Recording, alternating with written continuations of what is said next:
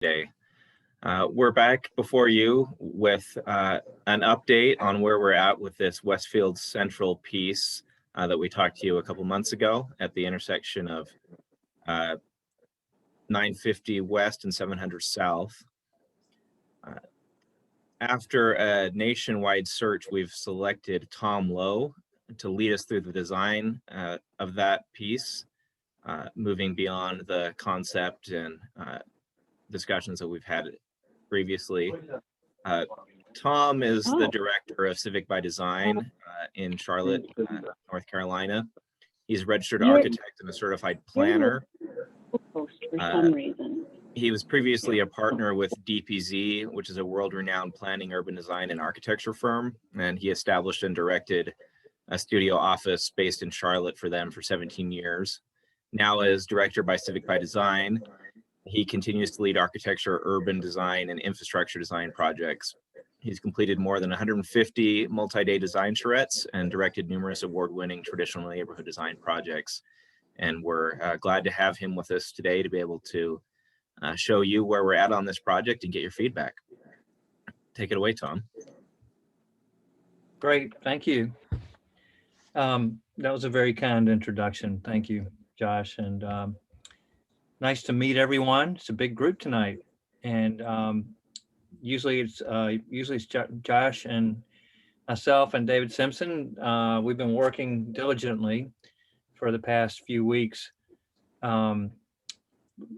developing ideas and concepts and what I call kind of ground truthing them along the way with folks. And this is a great opportunity for everyone that's on this Zoom meeting to provide input. I always like to say the best designs, I really thrive on getting feedback from folks, and the way that we typically work are through what we call feedback loops. And it's a good practice because it's sometimes you get in these situations where people say it's too early to tell, too early to tell, too early to tell, and then oops, it's too late to change. This is kind of I would say kind of a midstream presentation, maybe mid to a little bit further than midstream presentation. We're in kind of feedback loop 3, maybe 2/3. We wanted to vet a lot of things and get things organized before we met with you all. So that's what I'm presenting tonight. And I'm gonna go ahead and share my screen and pull up this presentation. It should take around 30 minutes. As we're going through it, you could perhaps maybe make notes if you're interested in going back and talking a little bit further in detail about any of the information and ideas. And that way, I think we can kind of get through it and be respectful of everyone's time, and also leave time for good Q&A. With that, I'll get started here. Let me see if I can get this. I need to have the host enable my screen sharing. I'm not sure who's the host here. Is that Kim Crane? Let me try to share my screen again. Nope. It should be Kim Crane. And I think one good thing we got to pay is everybody should mute unless they're actually on it, so we don't get a lot of feedback. Yeah, it would be good for people to, this is a very visual presentation, a lot of graphics.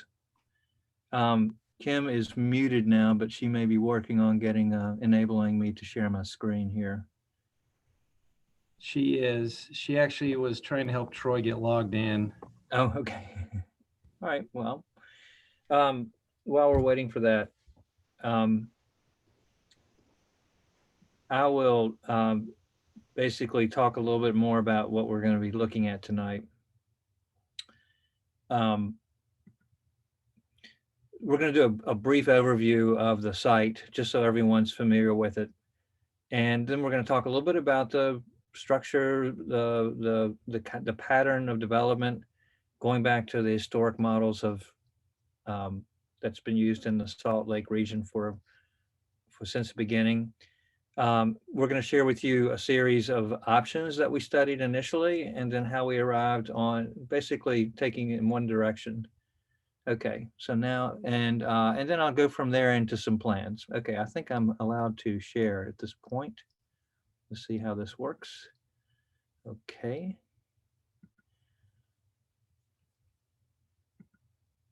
Okay, everyone should be able to see my screen. And we will get started. Okay, so this is the property. It's a really interesting. I love the. I know y'all are very familiar and used to seeing these beautiful views in the mountains in the distance, but it is really spectacular. And love to see this. You can obviously a lot of development has been happening. This is kind of the hole in the donut. A really great opportunity to create something special. And right across the street, we have a fairly new elementary school that's facing this as a kind of our connection to maybe another community use, and then a lot of housing around the perimeter. Everything's, new infrastructure and new development. And you can see here just a variety of different views and the type of housing that's happening in the area. And I think the idea here, speaking quite a bit with David and Josh, is that here's an opportunity for Springville to introduce something that could be really compelling and an opportunity to take one or more steps forward with the planning of the area. Here's a straight down aerial view of the property, and I believe that some of these blocks are. This is maybe an older photograph. Most of these have houses on them now, and again, you can see the elementary school here to the south, and a whole series of streets that stub in or head in the direction, and one little deflection here where the road bends.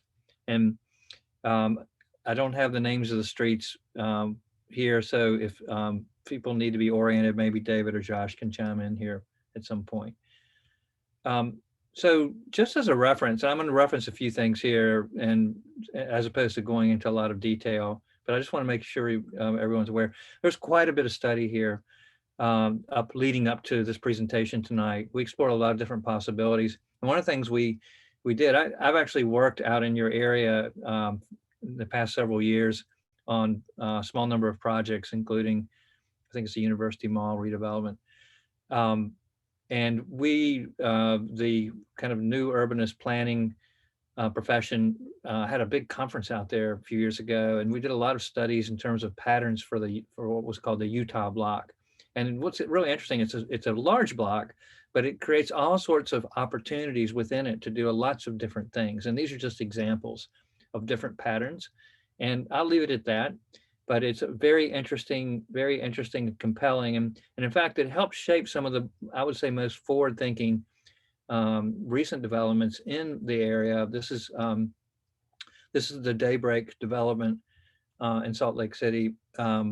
And you can see here that Utah block here and another one here, and then different landforms started shaping and turning these Utah blocks. But the idea that within those, you can see there's a variety of different, what we call building types, different forms of housing, a lot of housing choice, and this kind of quilt work pattern, you can see gives you a lot of choice, and it's great from a lot of different points of view. From the builder side, that actually gives them a broader spectrum of market, where they introduce a broader variety of housing options, and they don't limit their market segments. And so it's there are a lot of positive things about it.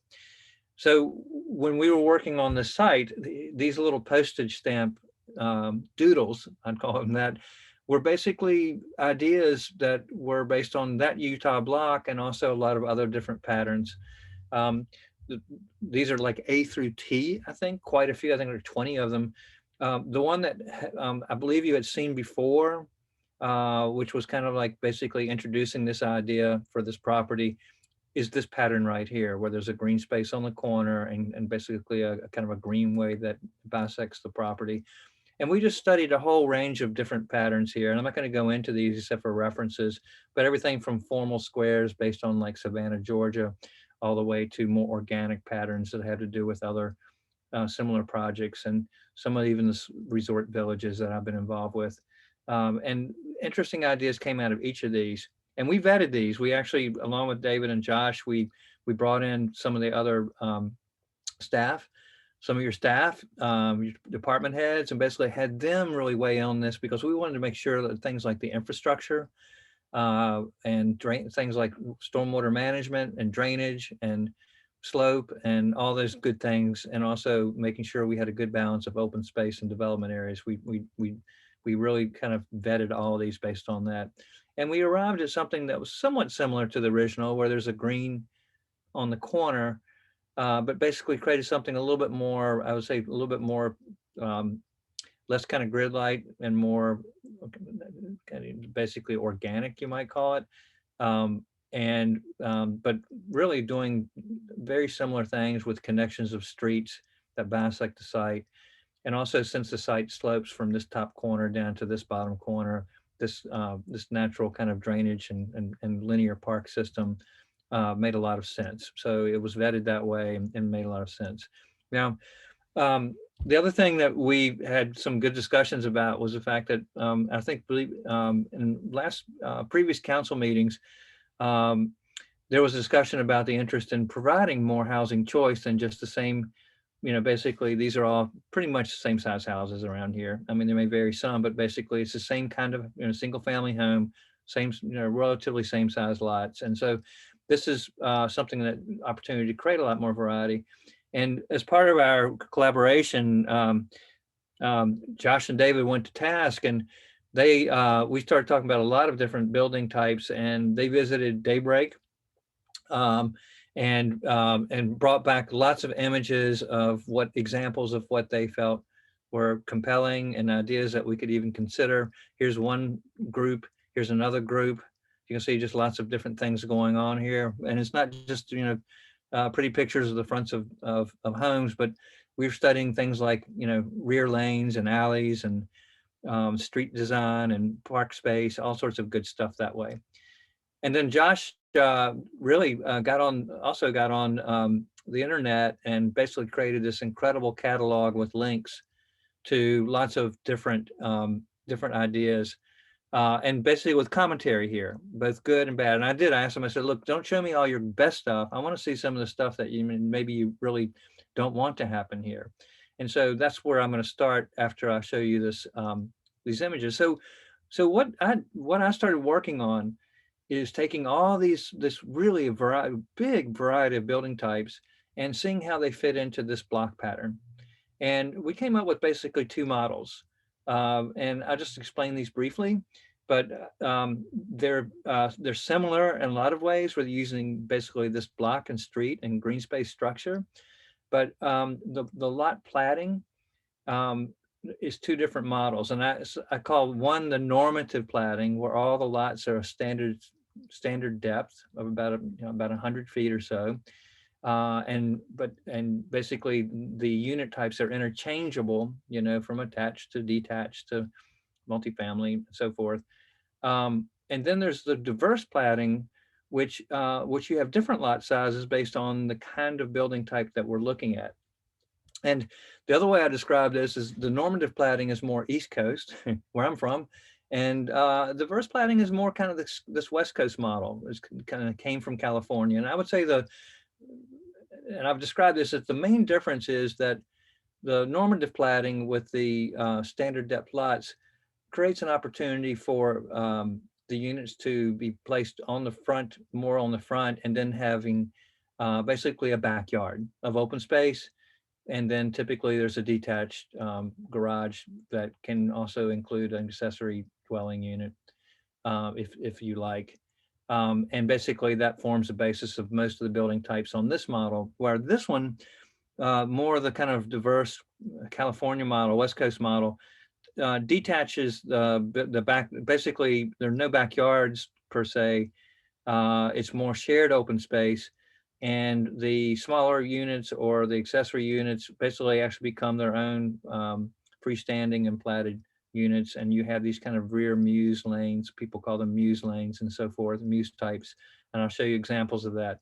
And I think both these are interesting because you all are kind of, maybe little bit closer to the West Coast, but you're kind of in the middle of the country. And things, you're influenced by not only your own model of the Utah block, but also what other trends are happening both from the East and West. So what this presentation is going to show you are examples of both. And you're welcome to think about this and have questions. And we haven't really settled on one of these. This is just a way for us to organize and describe the building types. And what I'll do here is show you, if you take these two different layouts and start kind of looking at the footprints, this is basically a color coding of the full spectrum of building types that we've arrived at for this site. And I'm gonna go back just a second or so and describe a little bit more about the design of this, because I haven't really got into a lot of detail except to explain to you that the organizing element of these green fingers or greenways that comes down to this larger say village green, open space park, is the organizing element. And then these blocks organize, and with most of them, or almost, I think exclusively, they do have rear lanes, so that you're not going to see a lot of garages on the streets. The parking will be from the rear, as well as in the normative backyards and accessory dwellings. And then in this case, we have these kind of like middle of the block, you start introducing kind of maybe some of the more interesting, more smaller element units this way. And the other thing that is related to this is that we were thinking very much about how we can connect to the school across the street. So the front door lines up with this maybe small pavilion here, and then the parking lots extend across here, potentially as a way to connect together both people and cars into this large green space. So we're going to go through each one of these types, and you can take a look at these and kind of read what they are.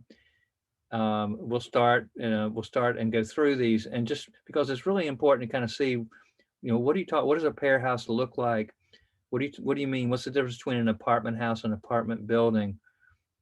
How do you design 3 townhouses in the form of a large mansion home?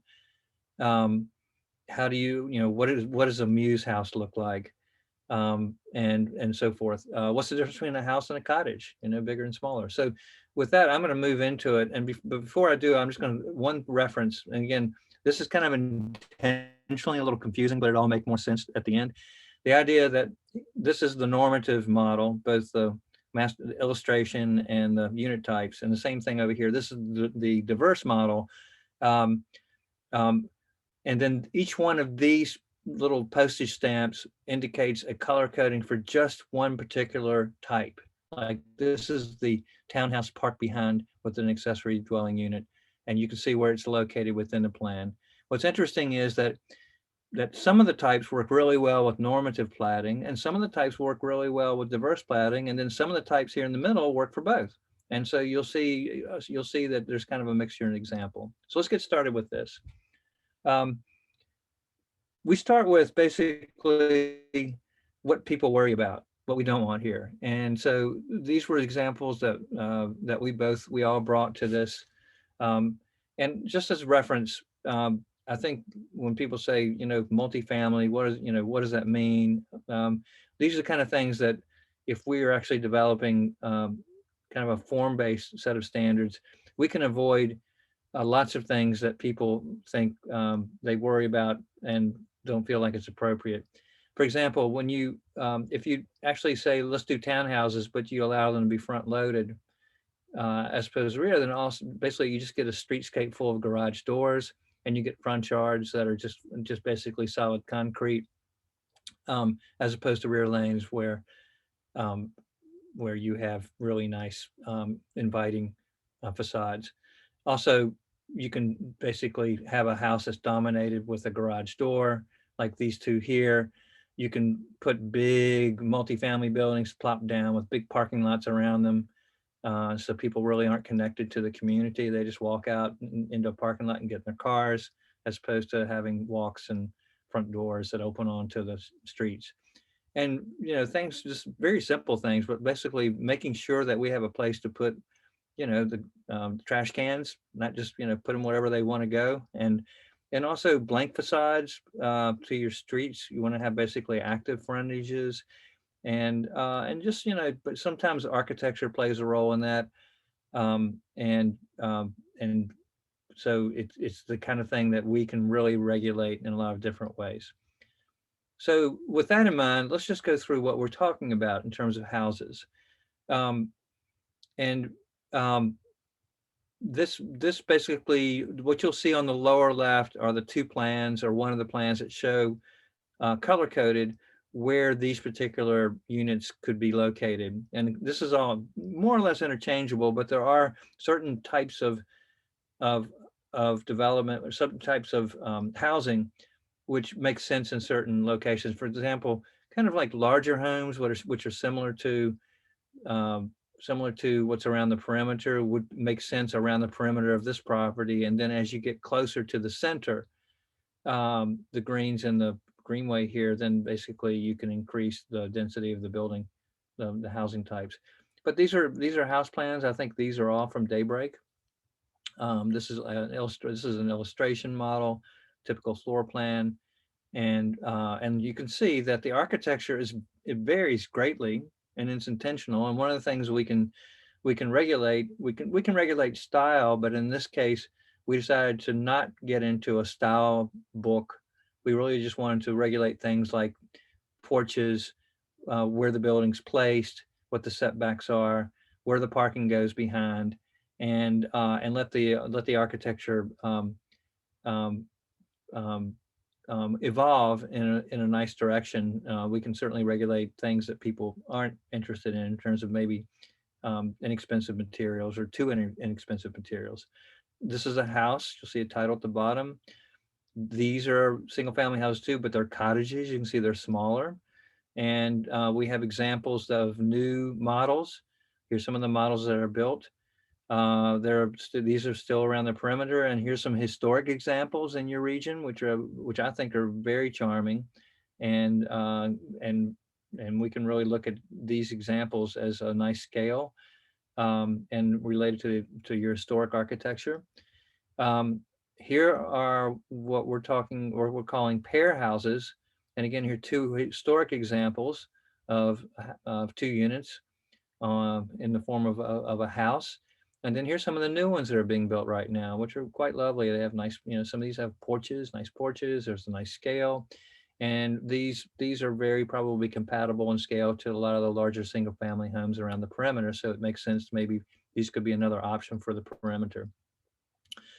And then as you kind of dial up a little bit, you get into more of some of the attached housing. And so the townhouses, what we call park behind, which is more of that normative platting where folks get a backyard and then a garage, a parking space off a rear lane.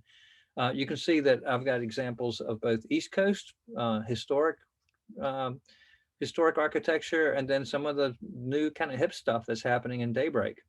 It's kind of more of that influence from the West Coast. But they're still good townhouses. They relate to the street. You can see these are nice. They have stoops and sidewalks and nice little kind of green spaces out front. And some of these can actually have really phenomenal big porches. This is a project in South Carolina. And then again, here's like Daybreak, where you're getting some more of the kind of cool hip stuff that's going on, which is very popular now with people. So that's those are the park behind townhouses, and then we get into what we're describing as apartment houses, which basically means they're smaller buildings that may be basically on the same size lot as a single family home. There is a rich tradition of these from the East Coast with this historic type architecture, like this Tudor look. Some of this really nice brick, simple houses, and what's nice about these small apartment houses is that the units are really livable. For example, this unit, apartment houses typically have just 2 units per floor. This is a 3-story model. This is a 1.5 story model. And in what's nice about these is because your multifamily has exterior walls on three sides, you get lots of windows and doors and porches on three sides for a lot of natural daylight and ventilation. They're very livable and inviting, and they work really well because you can design them so they just look like a single family home, like this one, or maybe this one here, like a nice mansion. And here's some other examples of some from the East Coast that are, some of them are this is 1.5 story, this is 2 story, this is 3 story. So those are some of the variations we can explore. Then you get into larger apartment buildings. And these are some historic examples. And then there are some just examples. This is a new apartment building in Daybreak. And here's one that's under construction right now that we like a lot because it's big. I think they're like, this building may have 12 units in it because it's a deep building. It goes way back. This is a rendering of it. But from the front, it still feels like something that would be compatible with the scale of, larger homes. And these are just examples of how these laid out. And you can see when we get into this area, we're looking at, buildings of this kind of density that would be really on your village green, because this is a very large green space and kind of more embedded in the middle of the development. And then there's some really kind of cool stuff that's happening both on the East Coast and West Coast. But these are called pocket neighborhoods or cottage courts. Really interesting architect named Ross Chapin, based in Portland, Oregon, basically came up with this model of doing small cottages that share a common green. And you can see this is a really nice example. These are really popular with both for starter housing and for empty nesters, because you don't have your own private yard. You basically have a shared green space, and basically it's right out your front door. So you can imagine, grandkids playing with grandparents. It's a really great thing. It's like similar to a patio home. You can see examples. This is from Mississippi. I think this is from West Coast. This one's West Coast. This one's near Asheville, North Carolina, one that I designed, which is more arts and crafts. That whole area is arts and crafts. And you can see where they're located. You can do these little pocket courts, cottage courts, and insert them in various places in the plan.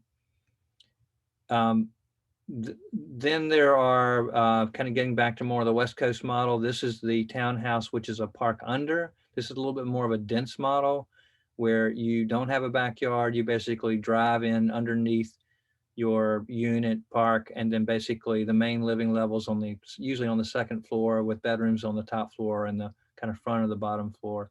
And you can see this is part of Daybreak that's overlooking a water feature. And again, the architecture can vary widely. And here's some of the floor plans. These are popular now, even a top floor that's a rooftop terrace. You see, these are very popular because of that, especially when you get into that level of density. And these are located kind of in the middle. You can see here in the middle of the development. Another variation on multifamily are stacked flats, where basically you have a unit that's all on one level and you stack them on top. This is a double decker from a project I designed in South Carolina. And then here's one from Northern Virginia, same floor plan, 2 different elevations. And these are nice. These are a nice scale as well, but you can see they can vary in lots of different ways, 2-story or 3-story. There is a market for these. A lot of people really don't like the idea of being in kind of a paired house, but they don't want to have to go up and down steps. So basically there's a unit above and a unit below. You can see in South Carolina, there's a lot of like porch stairs that you go up, but typically this type of unit would have an elevator, even so that what's interesting, like these are very popular with like widowed sisters or best friends that want to live in the same building, but like want to live all on the same floor. And again, it's just an interesting type. And then as you get into more than a pair, you get into like 3 townhouses. You can see that you can create quite an interesting house, basically a mansion that really is, disguised as townhouses. you know, 3 units. Well, so you can do a lot with massing. These are from Daybreak, and I think these are very impressive, because they're very compatible with, you know, single family homes. And so putting these around the perimeter, I think, would work really well. You know, you can see they're all different, all sorts of different ways to do them. And then one of the things that we can talk more about too is the idea of the accessory buildings in the backyard. And typically this is basically where you park your cars, but also you build a small space above or beside. And you can use this as additional housing, or it can become a home office. David sent me this article, which was from the New York Times, about the new, basically with COVID, there's a whole evolution happening right now where a lot of people are going to be working from home, and it's not going away anytime soon, basically. And the idea that a home office that gives you a little bit more privacy, they think that this is going to increase by 400% in terms of market interest, starting now, basically. It's already happening. But you can see you can do these in a variety of different ways, and you can regulate them in lots of different ways, like a one car with a, you know, carport. That's what some of these are, or 2 cars, or basically it's just maybe all just an accessory. But the thing is that they are of a smaller scale, and they're self-parked. You know, you have a parking space for them as well as for the primary unit they may be associated with. And then a kind of a variation on that is basically the tower or loft house, which you have to look. I'm going to show you this aerial view right here. This is from Daybreak, and you can see there's a larger single family home on the front of the lot facing the street, and then the rear lane in the back has an accessory dwelling, but it's tall. It's 3 stories, and you can see here the examples of what they look like. And it's a you park underneath, and you usually have a smaller, maybe a bedroom or an office or a study on the ground level, and then the kitchen, living, dining is here, and then bedrooms on top. These are apparently very popular, and you can do them in very contemporary architecture, or in the case, this is a project down in the Panhandle of Florida. The architectural theme of this is arts and crafts, and you can see that these are similar to the accessory dwellings, but they're typically 2.5 to 3 stories.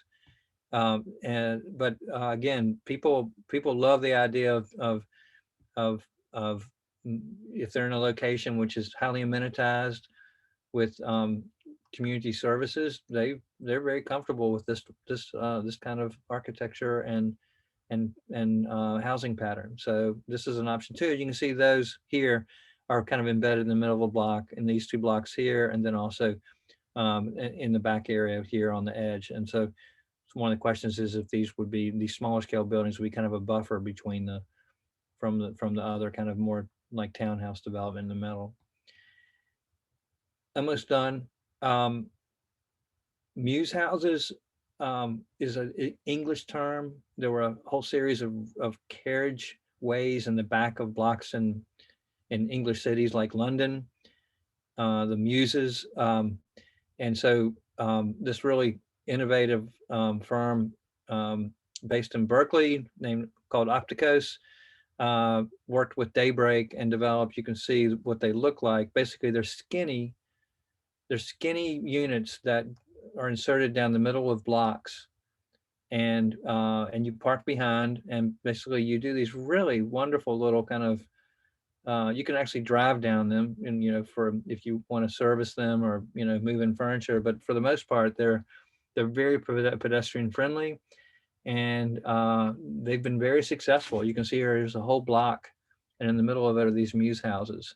So again, this is a really cool idea, and we're just, again, throwing this idea out to you all. And we could say, like, you know, this street could kind of meander that way through the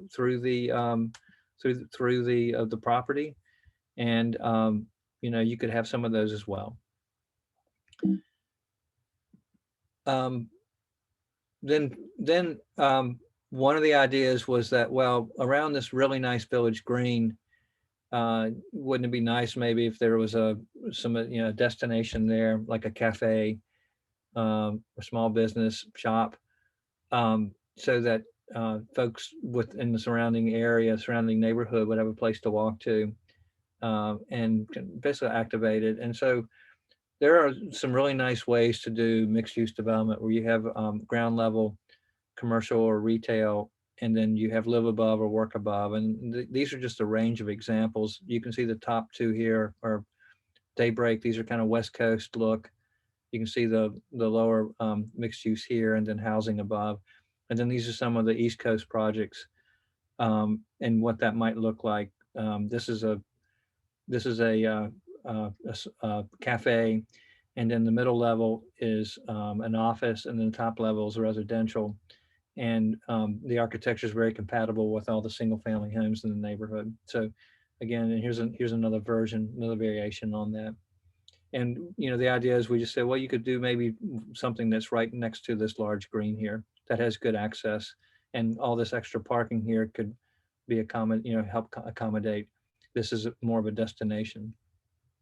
Then finally, one of the things about the school that's across the street, it has a nice front entrance, but then there's big parking lots kind of on each side of it. I think I showed. Let me see if it's. I'll have to show that in a second. But the idea that having a community building, like an arts and education building or a space, as part of this kind of anchor development to the surrounding neighborhood, you can do really nice small scale buildings that provide really wonderful large spaces. These are called, something I do a lot of small scale school campuses. Sometimes I refer to them as learning cottage campuses. And these buildings, kind of 2 classrooms buildings with support facilities in the middle, is something that we've had a lot of success with. And it might be that along these parking lots across the street, you could actually kind of line this green space, so you have active spaces around the perimeter versus this green space looking into a parking lot. So there's just some things like that we're exploring right now.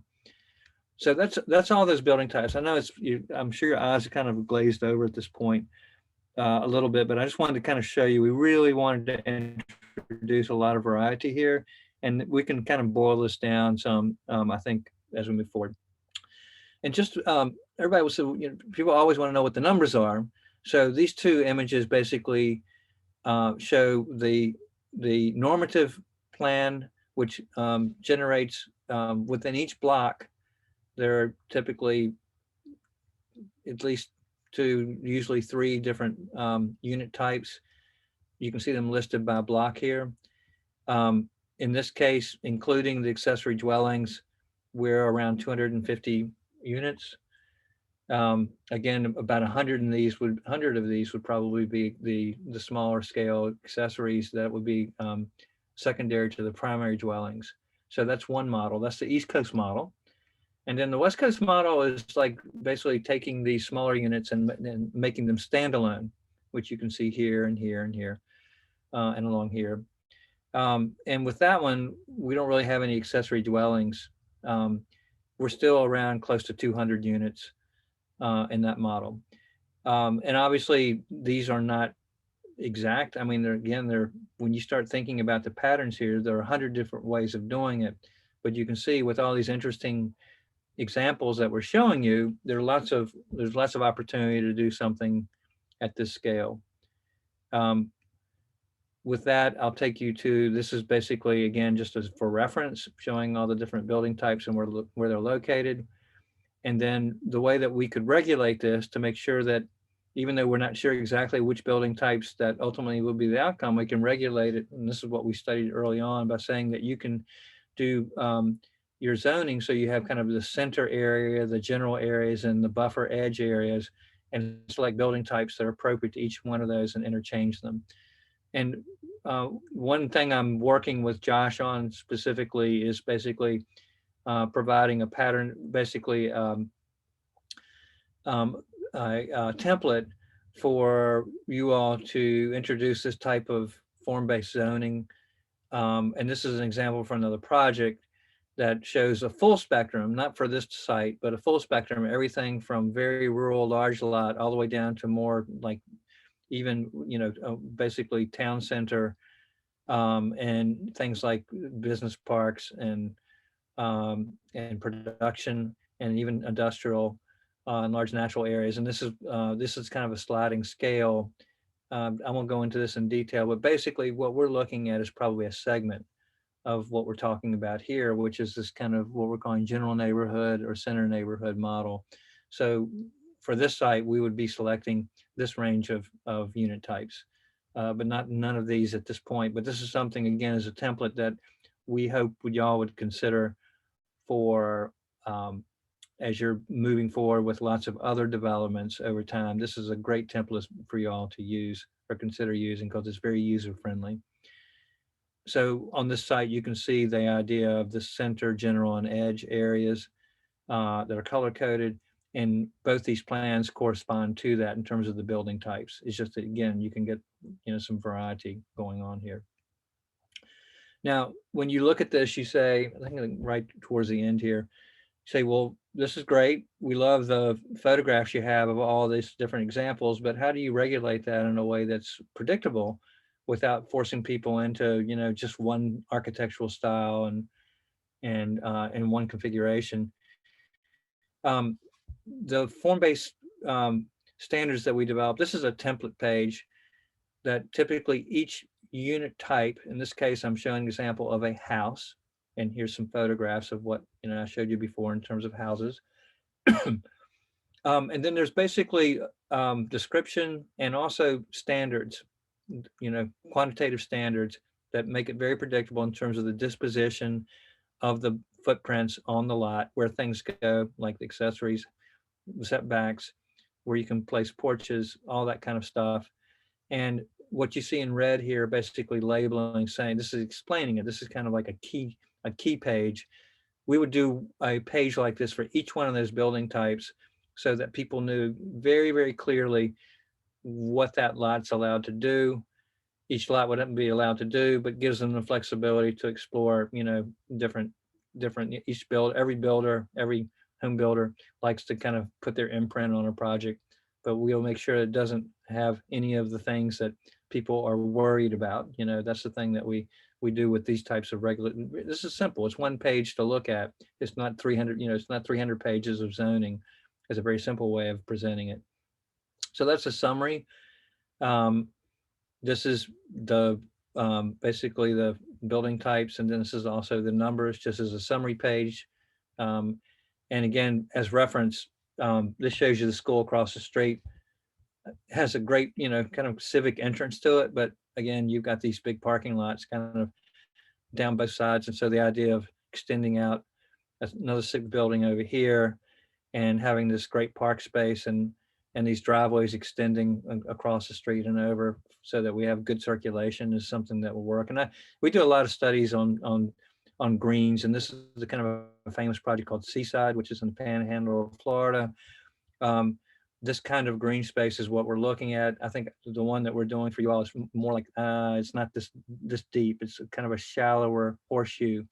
But the idea that, when you look at the plan that I'm sharing with you, you have no sense of what size scale it is, but you can, it's probably around maybe 2/3 size of this. So this type of green space and park space that actually is the stormwater management system. You can see it has kind of a bowl effect.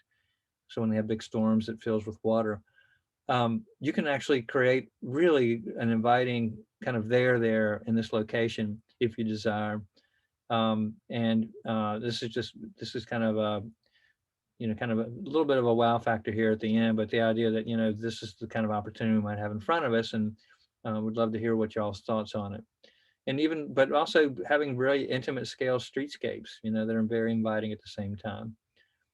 So I'm here at the end now. Hope that wasn't too much, but I just want to make sure I got through everything. So we can, if y'all want to unmute and open up a discussion. David or Josh, do you want to lead off with any comments at this point?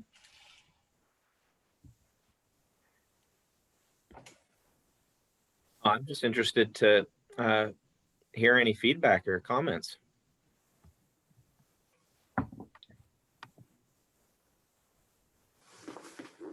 Josh, this is Matt. Just a couple of thoughts. I really like the design. I like the varying location of the streets rather than on a grid. I think that really looks very good. I'm maybe it's because I spent a couple of years on the East Coast, but I really like the East Coast, the southern look of the designs rather than the Western block look. That's just my personal preference. And the variety, I like the variety, that there's many varieties to it. And the question that I probably would pose is the accessory dwelling units. I'm not uncomfortable with them being used for office. I'm concerned about creating more and more density because this has pretty good density to it. That if we have those accessory dwelling units used as living spaces, I'm going to have to think through that. That's a little bit harder for me to kind of get my arms around. But those are just my thoughts. I think it's been well thought out, and I like the concept overall. So well done. It's been a good collaboration.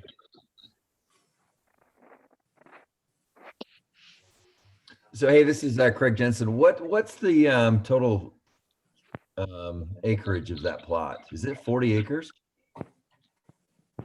I'm just wondering when we talk density, how dense is It's it? about 20 acres. Oh, is it 20? So it's 10 to 1, basically, if we go 200. Yeah, so Josh, this is Troy. I mean, obviously, as shown here, you're kind of 10 to 12 units per acre, 10 to 11, somewhere in there. Maybe remind me what our base density is today, and then with the density bonus where they could get to. Do you recall that offhand? Oh, I can look it up really quickly. Yeah, I'll do the same. So, Tom, this might be a question for you, but how do we, as you say, spot zone it? So you would zone each parcel basically is how we would, because currently we don't have anything like this that I'm aware of. And I know in Daybreak, they basically say what each corner can be, right? Is that new? That's going to be new for us. Yeah, they're very, Daybreak is very, very hands-on managed. They have a big team, really good team in place. And they are they got into very specific about all the different design pieces. And because they're, it's really kind of a private development that's kind of leading charge over there as a large master plan community. They have a lot of say-so. And in this case, David clearly has a lot of say-so in this. But he's also reaching out and speaking to regional home builders, and they certainly like to, they like to do things, but sometimes they want to have their own some say in what they're dictating. But one thing nice about having Daybreak nearby where you all are located, it's really worth going over and checking it out because there are so many kind of, I would say it's very inviting, it's very appealing, and it feels very comfortable. But it's really innovative too. And I think that I always say that having a local model nearby that people can go kind of say, well, what do you mean? What is this really going to look like? I think is really advantageous. And you can look at like some of the architecture you may not like. Some of it they have so much different architecture that there's something for everybody there. And I think that's the idea of the kind of the more contemporary. There's a niche for that, a growing niche. Well, and isn't Daybreak mostly HOA as well? I mean, we say Daybreak, but shoot, we got Harvest Park just down the street. It's just Daybreak on a much smaller scale, but very similar. Would you guys agree, David, Josh? Yes. Probably not. Yeah, it's probably the closest thing that we have to Daybreak in Utah County. There's not quite the diversity there, but there are actually some really interesting forms there. Single family mixed with kind of duplexes that go through the block. So yeah, if you don't want to go as far, at least for kind of creativity and mixing different uses, there are some interesting things done here locally in Harvest Park. Well, and the other thing that I like about Harvest, I mean, I'm actually building a home in Harvest Park right now, is that it's not, I mean, you go to Daybreak and there's only certain large builders that are really able to participate. Whereas Harvest Park, you know, just because of the way that it was marketed, you know, there's different levels of HOA and different, and there's multifamily, townhomes, private homes, twin homes, all kinds of stuff over there. Yeah, Daybreak, I agree. Daybreak is very highly regulated intentionally. What they're doing, I think they're, and it may be Harvest Park as well, is basically, this is kind of the first generation, kind of upping the ante a little bit with the local and regional home builders. So they're getting all the bugs out of it. And so that really works to y'all's advantage, because now the builders have some experience, and they have really good floor plans that are basically, they can get, you know, basically their best sellers, you know, are available. So y'all have a real leg up here, I think, you know, to bring that kind of expertise and experience down here, and you know, plug it in a way that works for you all at this level, you know, working with David, and he can manage it through that process. So David, this is Patrick Money. Just got a couple of questions for you. With this type of a development, how many, I guess, how many organizations would there be that do property management there? I mean, as I'm kind of understanding it, are each of these apartment complexes or mansion homes, stuff like that, that are going to be built, will those have like separate owners and then separate property managers, and then who would oversee like the HOA and the general upkeep of the entire development? Well, and Patrick, we're a little bit premature on that, but I envision one HOA controlling the whole project. We've got, I've reached out to a half a dozen builders, from Ivory to Arrive, Fieldstone, Century, and there's a lot of interest from all of those. Ivory is up in Daybreak, pretty heavy, and they would actually take the whole project and just build it out and have it under one umbrella of HOA, which I think is good, because you couldn't, in my mind, you couldn't have 3 or 4 HOAs. It really needs, it's small enough that it could be controlled by one HOA. Right. Okay. Well, and then as far as like all the apartment buildings and things like that go, would Ivory in this particular situation or example, would Ivory also build and then their property management arm run those, or would those go to different property management organizations? I'm not sure. I think there's a possibility of some private ownership in there, but they would still fall under the umbrella of one HOA. Okay. And we'll have more information as we get into the players that will be playing in this market with us. Yeah, well, I'm actually really impressed. This is pretty impressive. I like a lot of things about this development. I think Tom's done a great job. I agree. This is Mike Snelson. I'm very impressed with the work that's gone into this, and I agree with a lot of what Matt said about the diversity and so forth. One question I do have, where we've got all those single family homes down there around the area, is there a way to tie this together with those so this doesn't stand out as some? I mean, I see this as some kind of more of an island in the midst of all those single family homes that are down there. Is there a way to tie that all together so it looks like a cohesive neighborhood? Yeah, it should. I think it should. That's very important. I agree with you. This kind of basically this overlay where you're showing like what the edge neighborhood, I would say that around the perimeter, maybe over here as well. I think people should probably be very conscientious about the building massing and the scale of the structures here to be, you know, compatible with what's across the street. And the other thing that will help this really kind of weave into, and this doesn't illustrate because it doesn't show it, but how it'll weave together. Basically, all the streets are cross streets that connect. So basically, families that walk down the sidewalk here, they just walk right into this. So I think the two things were basically the massing, the building massings, the housing massing around the perimeter should be of a similar scale, and also the connections with the basically the streets would really help weave this all together.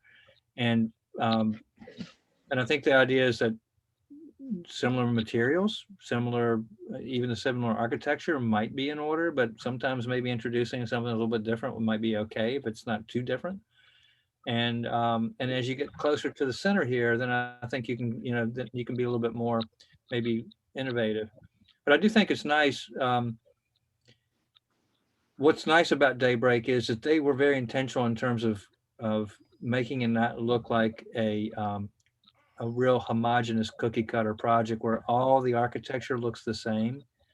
They wanted to actually, just like the older, like your historic district, there's a lot of variety and personality in it that gives it more of an authentic quality.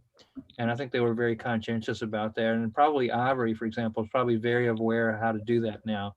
I think that you're not allowed to actually have the same style house more than 3 in a row, for example. They're like simple rules of thumb that Daybreak uses to kind of create that more of that authentic variety.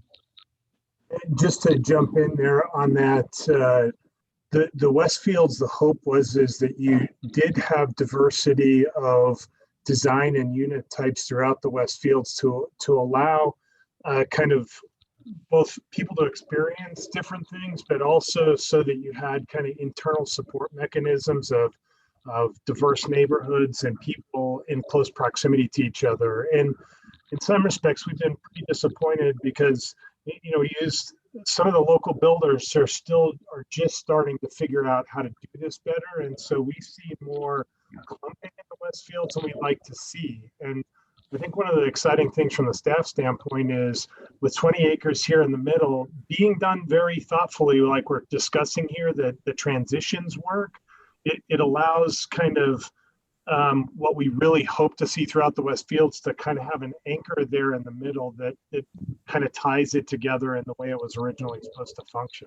So I think that's why at least I'm pretty excited about what's being designed here. Yeah, and like you start at the edges and kind of feather it in. We also kind of feather in the density and the variety that way. One of the things that I suggested, as opposed to just having a really kind of top-heavy management style like Daybreak does,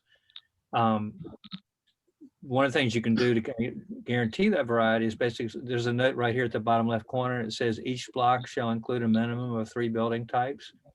And then with the exception of, I think, this little block here, this block and this little block maybe here, but and a minimum of 20%, of each type. And what that'll do is just, that'll introduce the variety you want, but also really you want to give, when you're working in the home building, with home builders, you want to give some flexibility there because they really have to respond to what they feel is the right market.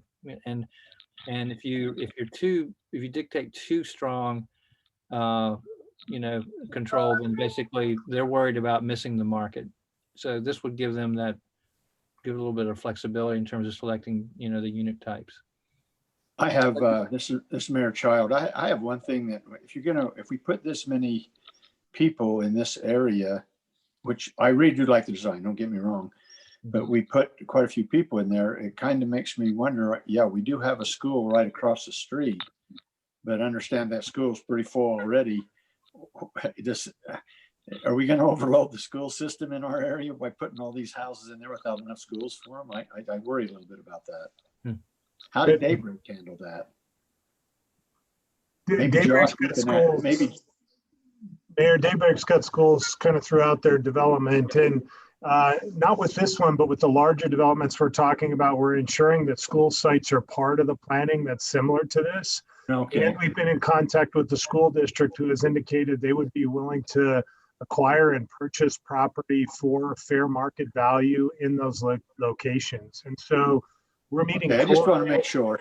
Yeah, no, I think you're right on. We're meeting quarterly with them and giving them detailed updates upon our development. One of the interesting things that we're seeing, and actually NEBO's seeing, is we've been planning for the past 5 to 10 years on the assumption of one elementary age student per unit in our Westfields. And so this would add potentially, 200 to 225 students to a school that has a capacity of, say, 600, 650 across the street. And so that could be challenging. But what they reported to us just a few weeks ago is that they're seeing those numbers drop pretty rapidly and pretty surprisingly on these new developments coming in all cities in South County. So family size, to be honest, that's a concern of mine for census next year and our population count. But we're seeing family size drop far more rapidly than we anticipated. So the existing schools should have capacity. And then finally, I know Tom would love to jump in on his learning suite or learning cottages, but there's a concept in there that we've introduced to the school district for a little more thoughtful, portable type units than what they're currently doing at a very similar price point. So even if it got bigger, there's some solutions to that as well. Okay. Yeah. Well, that's Josh, I have one more question, but I have it before Liz. Liz has a question, I can tell. Well, I just wanted to comment. So go ahead and then No, go ahead. You're on. I wanted to give you an opening. Go ahead. Okay. Thanks, Matt. I like to kind of wait till everybody has their say. But anyway, I just appreciate you looking at Daybreak, because I have been a fan of Daybreak for a lot of years, and I've made my kids and my husband go and drive around and walk around with me and take pictures. And so I appreciate it. And I like the diversity up there. And when Matt was saying that he liked more of the East Coast look, I really love that as well. And I'm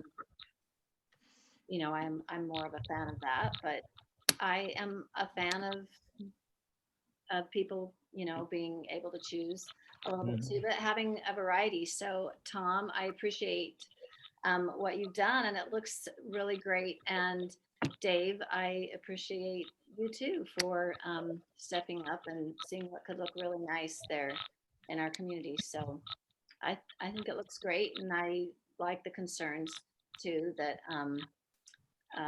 Mayor, that you have expressed. And so I like it. Thank you. Thanks for your presentation and taking the time. It looks really cool. Very good. My question has to do with snow removal. When you have all these units so close, what do you do, or how do you handle snow removal? Because we are different than North Carolina. And what are your thoughts, or have you thought through that at all, Dave or Josh or Tom? Well, that came up actually during our preliminary, some of our previous review sessions. I think maybe Troy, I can't remember who brought that up. Sometimes people call this type of traditional neighborhood development new urbanism. That's kind of the like, I know the folks at Daybreak. I wasn't directly involved with Daybreak, but I know those folks pretty well. And actually, we talked about collaborating on one of the phases at one point. There are projects all over the country that have this kind of model that you see here, and there are standards that we've come up with that are really important, like, making sure that the rear lanes are very functional. Like, they can't be too narrow, because people want to be able to drive their big trucks and their SUVs and turn right in their, the garage doors without having to wiggle back and forth. They're not like the old scary, downtown alleys and, that kind of stuff you see. These are actually really nice, inviting lanes. And there are actually quite a few projects that are in the upper Midwest and Northeast, and Portland and Seattle areas where they have a huge amount of weather and snow. And one of the things that happens is, I think you just have to make sure that, like in the South, we can actually do softscapes. We can use pebbles and stone in the alleys. But up there, you've got to have really good pavement that the plows can, basically get through and clear out. It's a really important thing. But I do think that it's definitely something we need to factor in and engineer it in a way that basically it functions that way. And there are certain ways that you can actually plow these, and the snow is kind of pushed to the sides, because the easements for these alleys are actually quite wide, with a travel lane in the middle. So there's shoulders and so forth that you can manage it that way. That's a very valid point, and we just need to make sure that we design it for your region, not South Carolina. And three quick things from our end on that. First, many of the lanes, as they're talking about, are private, and so the homeowners association would have to figure that out. I think they'll be designed correctly, but it wouldn't necessarily be a city problem. Second, right. Second, it's very interesting as we've kind of watched things develop, and kind of with the global warming situation, we do a surprisingly little amount of plowing on the Westfields. We still have quite a bit of work to do on the benches as storms roll in, but the storms can be big and we will have to plow out there, but we do much less. And then finally, and probably most importantly, we've been dealing with the smaller streets for over a decade now, the smaller street standard, and there are impacts there. In our conversations with Public Works, and Brad Stapley can jump on and confirm some of this if you're interested, as we're looking at these designs and developments, we're seriously considering and have already purchased some smaller trucks to better navigate these areas. So there's still large commercial snow plows, but they're not the huge 10-wheel dump trucks, $160,000 vehicles. And we're even looking at the same thing with garbage trucks that are better able to navigate, that their proximity to the transfer station will still make it sufficient. So we're closely watching all this. That's great to know. Thanks. Well, Tom, I think you've done an awesome job, and I think the council and all the directors that are here are very pleased. And we're just a small town, but we got a lot of nice things in this town. And as the mayor, I'm really proud of the things that we have here, and we've always kind of felt that we've kind of done a step above some of our neighbors. We might not have as many things as some of our neighbors, but the things we have are better. At least that's my thought. Good. Small towns are fantastic. I'm from a small town in Virginia, and you can get a lot of things done in small towns. You can't do in big cities. Everybody works together. So right. Anything I can do to help you all, happy to do it. I've enjoyed working with everyone so far. So I want to kind of circle back, if that's okay, to the density question, because at times I feel like I'm the chief non-density officer of kind of talking to developers and saying density doesn't work and we don't want that here and it's too dense. And Josh has probably done the same thing I have, and this is probably a doubling, maybe even slightly higher doubling than the underlying zoning with the density bonuses we currently allow here. But I just want to bring everybody's attention back to the fact that one of the reasons we were looking at this was kind of a collaborative effort with the development community in an area where we needed a storm drain detention basin, where we could use some green space in a park, and say, hey, could we put all this together? And the development, and Dave specifically said, yeah, that's potential, but I'm gonna need some density to be able to get some of those positives back to the city on it. So we've been exploring that through this, and Josh can probably jump in because he's well versed in this and very comfortable with it. But as I've looked at it, the density concerns tend to melt away because it's being thoughtfully done. And when you look at kind of that illustrative plan number one, in the number of accessory dwelling units there, the core density is not significantly higher than what we would get otherwise in a very traditional 20-acre blocked out area, but has allowed some smaller accessory dwelling units, which tend to have a lot of momentum and a lot of interest now from a lot of different directions, whether they're small offices, whether they're a mother-in-law apartment, whether they're a true kind of starter home or place for somebody to be. But with, again, the support of nice single family in the neighborhood, of good townhomes that are going to be owner occupied and things, all of those uses then have corollary community support, not city support, neighborhood support in things like wards and churches and other things to actually function as a community. I'd say we're pretty excited to see a plan like this, even though it's got some density in it that normally I'd be like, no, slow down. We can only do 5 or 6 or 7 here. 10's pretty comfortable to me, given the good design. Well, that's it. And also to elaborate on that just a little bit, when you do this kind of, pointing to the edge, general and center, you can actually feather in the density. So the more intense densities and the, kind of in the core, and that this is more compatible with what's around the perimeter. And so they're choosing to locate there because they like what's happening there, right? Yeah, and Troy, just to your point, so I'm absolutely on your team, or even worse than you are. But I think the variety and I think the look makes a huge, huge difference. I am not a fan of putting a 5-story or 4-story apartment building in this development, but I think that all these other varieties and looks and different approaches to housing is a very attractive way to look at it. So I like it. Yeah, 100% agree with that comment. And then that will be helpful in our other discussions, by the way, with other developers. Right, that's right. Just tell them no. Okay,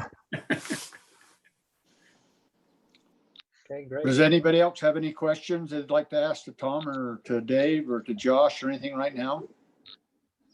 This is Patrick. I do have just one quick question, Mayor. Okay. On the green space that we see in there, that park that's going to have those, I guess, community looking gathering places. Will that be under the control of the HOA, or will that be under the city? I'll jump in with an answer there. That's still open for discussion, and we're having those discussions with multiple developers on multiple similar things here. Our general answer has been the neighborhood park scenarios would largely and likely be city owned and controlled. And in this place, if it's a regional storm drain solution, almost certainly will be city controlled. And then kind of the green finger would be discussed, and then kind of narrower mews and other things like that, or kind of cottage courts, those would almost certainly be homeowner association owned. So it's really a diverse answer. And I think the simplest way to think about it is the bigger, the more likely it is to be city owned, and the smaller it is, the more likely to be homeowner association controlled, but still open to the public.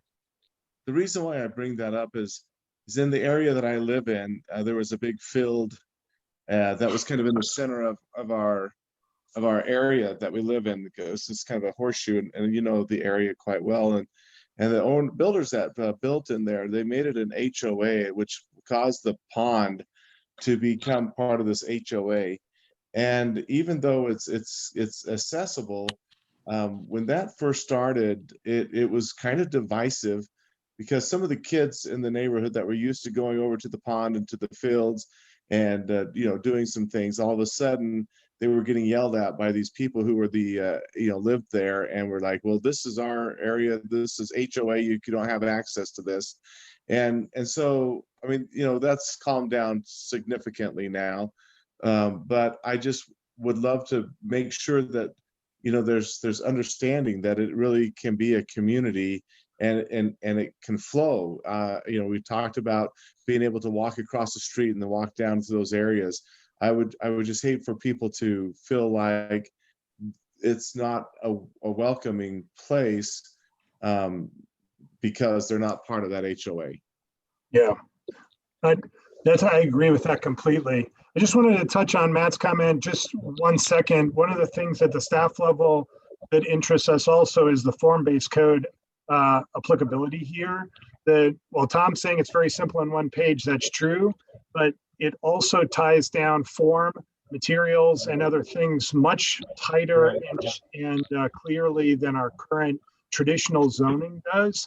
And so it eliminates a big part of the city's risk of the pretty picture. The Tom didn't just show us a pretty picture, and then tomorrow there's some warehouse looking thing there that's far away from what he showed us, because the code itself will say, no, here are the materials you can use, here's the color palette even potentially you can use, here are the forms, here's how many of the forms and at what location. And so while we'll see that diversity, we also have a really solid understanding of what the outcomes can be that lowers the city's risk in allowing the density. Well, and going along with that, Troy, I liked what David said about some of the interested builders that might be participating in this project. If you go where there's Ivory Homes or the other location builders that he had mentioned, they tend to have some nicer looking buildings. Yeah, materials are an important part of what they do. And so here they can see right on a piece of paper and can calculate out where their price points are and if they can make it work, because they know what's going to be said yes to, and likewise, we know what we're saying yes to. So there's a lot more definition and definity in this scenario, but you got to pay more up front. And, so we're grateful to Dave for being willing to engage in this effort, because creating this is not free. And so that's very, very helpful for us. Right. Okay, does anybody else have anything or any questions that you want to ask at this time? Well, Tom, we really appreciate your diligence, and you're well prepared, and the great thing you did. And it's even though we're a Zoom meeting, I've been to lots of them. My eyes are getting buggy looking at them. I think I'm going to have to go see my optometrist pretty soon. But anyway, I think it's worked out pretty good. I think we've had a lot of participation. We had a lot of our directors and everybody else here, so we really appreciate it. My pleasure. Thank you very much. Great crowd, big crowd, and great feedback. Thank you. We'll keep moving forward then. Okay. Can we just ask one question, Mayor? Sure. Go ahead, Matt. I'm with utilities, right? Oh, this is Leon. Oh, this is Leon? Fire department. Oh, okay, Leon. Have you worked with the local power departments as you've tried to design the infrastructure required to facilitate service to this style of development? I don't believe we've had conversations with your utility departments, but that's something that typically you do because when you have streets and then also rear lanes, and you have above ground and below ground utilities, coordinating all that stuff is really important. And like, for example, the big transformer boxes that look like tombstones, you just don't want those sitting in the front yards. You want to see if you can accommodate those in a way that they, right. All that kind of stuff is really important. Yes. So, yeah, and that's what we would hope, is that we correlated all that planning as we move forward. Yeah. Leon's hard to deal with, Tom. He's going to want a bigger box, and he'd royally prefer that it's in the front yard. That's where he likes it, so everybody can see it. That's where mine is, in the front all right, yard. well, you'll have a lot of artists out there, so we're just gonna have to get creative with those. I guess. We do have some creative artistic stuff going on, so yes. Thank you. All right. Well, thank you again, everyone. Have a great evening. Look forward to seeing you back soon. Okay. Bye-bye. Thanks, Mayor. You bet. Thank you. Well, we'll just go on with, I guess you need to stay on with this or what? So we'll go on with the rest of our meeting, our SCAD reports. I've looked at them. Has anybody got any questions? I mean, we could go over them if you want to, or I don't think we need to go over line by line unless someone has a question. Does anybody have a question about them? Mayor, this is Yes. Kim. I don't know if I missed this at the beginning of the meeting, but are we going to do the regular agenda item on consideration of an extension of a public improvement? That was an add-on. John Penrod, I know you were listening, and I was having trouble getting in. Did we handle that, or does that else needs to happen still? I think we still need to do it. Yeah. So who's doing the staff report on that? Because the mayor's probably got the old agenda since it was amended yesterday. Well, I thought I got the new one. It said amended on November 9th. Is that the? Well, it may be then, or you seeing then there's one action item, Mayor, that got added late yesterday on a We had forfeiture of a bond. I don't have that one, I guess. So what is it? What is the action item?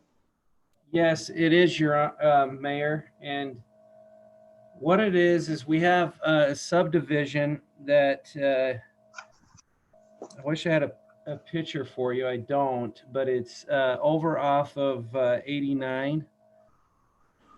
And it looks like Troy has, or somebody has put up. Yeah, Kim did that. Oh, Kim Oh, did. okay. And so it's right there where you have kind of the railroad crossing off of 89. You go underneath that little tiny bridge there. Oh, that, okay, yeah. This is actually just east of that little bridge. We have a where that is. A 5-lot subdivision that's in that location. They have not completed all the improvements. They come due this coming Monday is when the improvement completion assurance is due. And so what this item before you is to give them more time to complete the project by bringing in a new improvement completion assurance. And that would allow them to go until February 1st. However, if they don't bring that in by Thursday, then this allows our engineers to call on the current improvement completion assurance, which is a letter of credit. Okay, yeah, and there's I know we've talked, I know where that is. Does everybody know where that's at? There's a whole bunch of trees there too. There are. Yeah, John, this is Mike. What's the impact of this one way or the other? I'm not sure I understand what this means. Well, what we have is there's a roughly $19,000 worth of improvements that the developer is supposed to have in within a year. They have not done that. Underneath our ordinance, the council can grant an extension on that time period. Our engineers believe February 1st, 2021 is enough time for them to get the improvements in. But one of our big concerns is we want to make sure that we don't have the improvement completion assurance lap. And that is basically the bonding we have in place to make sure that these improvements are completed. So have you been in, oh, go ahead, Mike. So what's been the holdup to this point? What's going to make them finish it by February if they haven't done it already? Well, there's been some issues with the developer and the contractor that they've hired to put the improvements in. For instance, they were supposed to put in a storm drain box, and somehow they actually zipped up the road and did the gutter and everything, and they forgot to put the box in. And so there's a couple of things that I think there's been some issues between the developer and contractor. Jeff feels pretty comfortable, though, that they can get it all done by February 1st. Have they agreed that they will try to get it done too? Yes, the developer is wanting to get it done. It's just okay. That's the main thing I want to know is they've been in contact and they kind of know that this is kind of, you know, if we don't do it, we'll get them an extension, but we might not do it again, and we might call on it the next time. That is correct. And okay, Jeff has had that conversation with them. And the reason why it's kind of a last minute thing is they were under the impression this was all going to be done the end of last week. Yesterday, Jeff called me and said, hey, it didn't get done like it was supposed to. They're going to need a little bit more time. Well, I think we can do it that time, but then I think we better look at it pretty close before we let it lapse again. No, I think that's dead on. Okay. Hey, can I ask just a question? I'm not quite understanding where it is. It isn't behind T-Bone, east of T-Bone, is it? No, it's, Sorry. yeah, Okay, Is there a picture on the staff report? here, I know this area pretty well. You know where the road goes up to the cemetery, the road that goes Yeah. up? Okay, you know where you go, and then you make a quick right and you go down Yeah. where that bridge is, under that real narrow Yeah. bridge? Like It's just by to the the dairy. right of that. There's a subdivision down where all those trees were. Okay, so but it's kind of behind Prior Dairy, by Prior Dairy. Well, it's kind of to the, Kind of to the south. It's south of Pryor. South, but way south of it. so east and north of T-Bone. So it's not, I know, it's underneath that little bridge. Okay, It's sorry. not underneath it. It's actually to the east and north of It's to it. the northeast of that bridge. It's to the Oh. northeast of that bridge. Okay, okay. Yeah. I'll drive. No, that's good. You need to know where it's at. That's perfect. Okay. So I not can pull up a right- map if I could. Can I Here, share? my screen? I'm there. If Kim stops sharing, I think I'm in the right place. Yeah, I've got it too. Okay. Thanks. I just wanted to make sure it was close to that, because it sounded like it could be somewhat, never mind. Anyway, Hey, we can't, at least I can't share. Can you share, John? Let me see here. I'm thinking I understand where it is. And if I drive out there, I'll be able to see some equipment. There's a lot of trees right along the road. I can do it There's a now. couple of Thanks, Kim. houses down in there. It's All right. mostly south of Prior Dairy. Am I in the Here it right is. place? Yes, it is. Yeah, south of that's Prior it. Dairy. That's it. Yeah. Okay. See that subdivision there? There's 1, 2, 3, 4, 5 or 6 lots there. Yeah. 5. Okay. Yeah. All right. See, that's 89. That's the bridge is right down their way. Yeah. Okay. All Okay. right. You know where it is? Yes, thank you. Thank you. so Okay, much. no problem. Let's get back to the motion. I think we're going to have to read the motion on the screen unless someone's got it. No, You want Mayor, to pull that back up, Kim? no, I don't. Hold on, my. I'm not able to. Mayor, Yeah, I'll make the motion if you Let want to me just just- have Kim read it.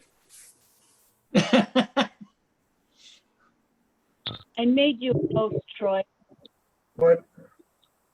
Yeah. Oh, so now you can't share? Right. Well, How do I unmake me a host? On the dots up above your photo, I think you can click right and it'll say make a host.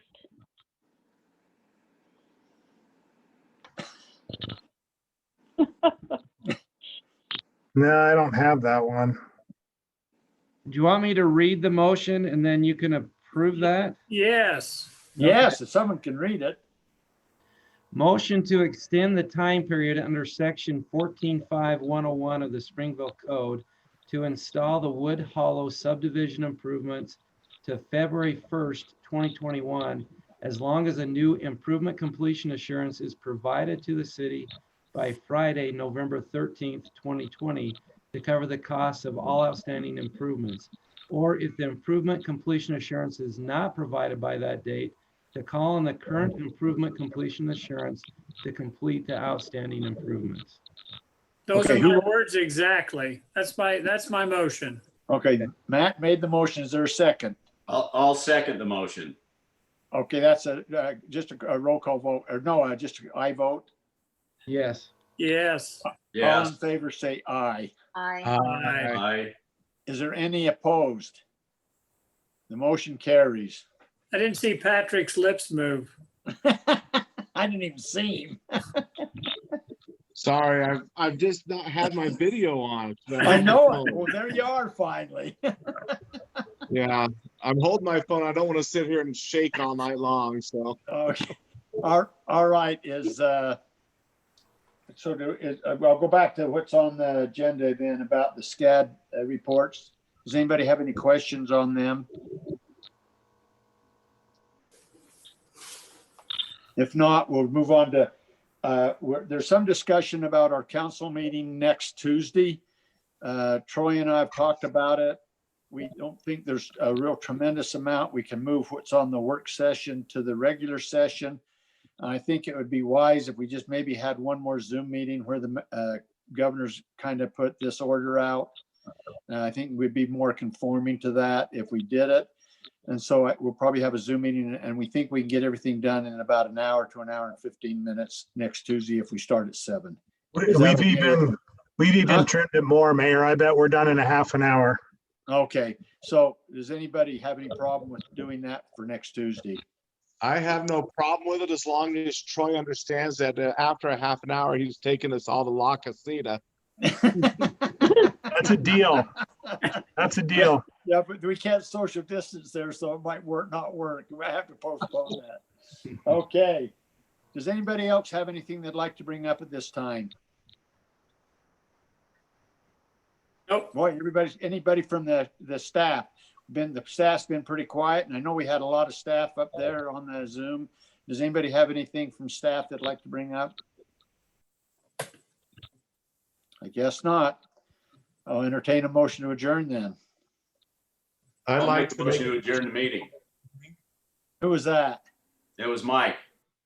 and Patrick. Patrick's got a second, okay? Mike's got. You got it. I'll second that motion. Okay, all in favor, say aye. Aye. Aye. Is there any opposed? We're adjourned. We'll see you next Tuesday or sooner if we have anything. Have a good night, guys. Thank you. Appreciate you coming in.